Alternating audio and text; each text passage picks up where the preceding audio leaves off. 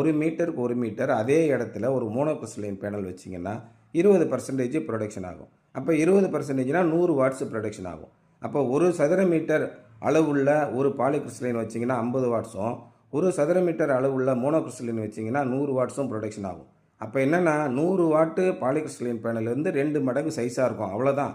மற்றபடி இதில் வந்து செல் ப்ரொடக்ஷன் அப்படின்றதுலாம் பெரிய இதெல்லாம் கிடையாது, வித்தியாசம் கிடையாது. அப்போ பேனல் சைஸு சின்னதாக நமக்கு அதிக அளவு மின்சாரத்தை உற்பத்தி பண்ண முடியும். இந்த இடத்துல பார்த்தீங்கன்னா வெறும் 250 ஸ்கொயர் ஃபீட்டுக்கு தான் நம்ம சோலார் பேனல் போட்டிருக்கோம், மோனோகிறிஸ்டலைன் பேனல் போட்டிருக்கோம். இப்போ எல்லாமே பாலிகிறிஸ்டலைனை 90% நிப்பாட்டிட்டாங்க. வரக்கூடிய எல்லா பேனலுமே மோனோகிறிஸ்டலைன் பேனல் தான்.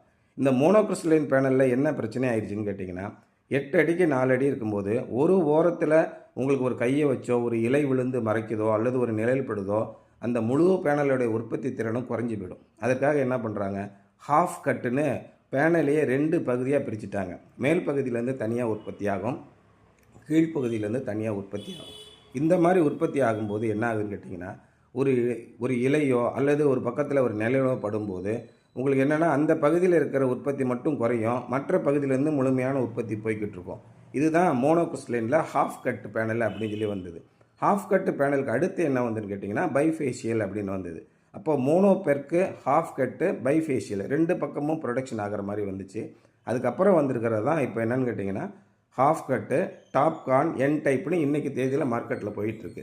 அப்போ அதோட ப்ரொடக்ஷன் எப்படி இருக்குது, இன்னும் சின்னதாக இருக்குது, இன்னும் பவர் டென்சிட்டி அதிகமாக இருக்குது, குறைந்த அளவிலேயே அதிகமான மின்சாரத்தை நம்மளால் உற்பத்தி பண்ண முடியும். இப்போ மெட்ராஸ் மாதிரி இடங்கள்லாம் பார்த்தீங்கன்னா பில்டிங் நெருக்கி இருக்குது, அங்கெல்லாம் 600 வாட்ஸு 630 வாட்ஸு பேனல் போடும்போது குறைந்த அளவுள்ள இடங்களில் நம்மளால் அதிகமான மின்சாரத்தை உற்பத்தி பண்ண முடியும்.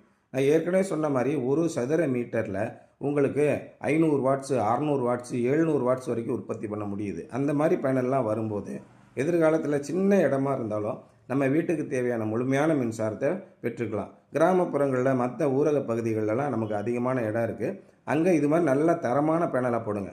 இப்போ டாப்கான்லாம் நான் டிசிஆர் சொல்லுவாங்க, இந்த சப்சிடி திட்டத்தில் இல்லாமல் வெளியில் கிடைக்கிது. 600 வாட்ஸு 635 வாட்ஸு எல்லா கடைகளுக்கும் பெரிய பெரிய நிறுவனங்களுக்கும் இந்த டிசிஆர் பேனல் மானிய பேனல் இல்லாமல் நல்ல தரமான பேனல் தான் போடுறாங்க. அதனால் மானியம் வேணுங்கிறவங்க மானிய திட்டத்தில் நீங்கள் சோலார் பேனல் போடுங்க, மானியம் வேணாங்கிறவங்க அதை விட நல்ல தரமான பேனல்கள் டாப்கான், என் டைப்பு பேனல்லாம் இருக்குது, அது மாதிரி போடுங்க. நல்ல மின்சாரத்தை உற்பத்தி பண்ணலாம். பேனல்களை நல்லா ஸ்ப்ரிங்க்லர் செட்டு போட்டு நல்லா மெயின்டைன் பண்ணி வைங்க. காலத்துக்கு உங்களுக்கு பயனுள்ளதாக இருக்கும், எந்த குறைபாடும் வராது.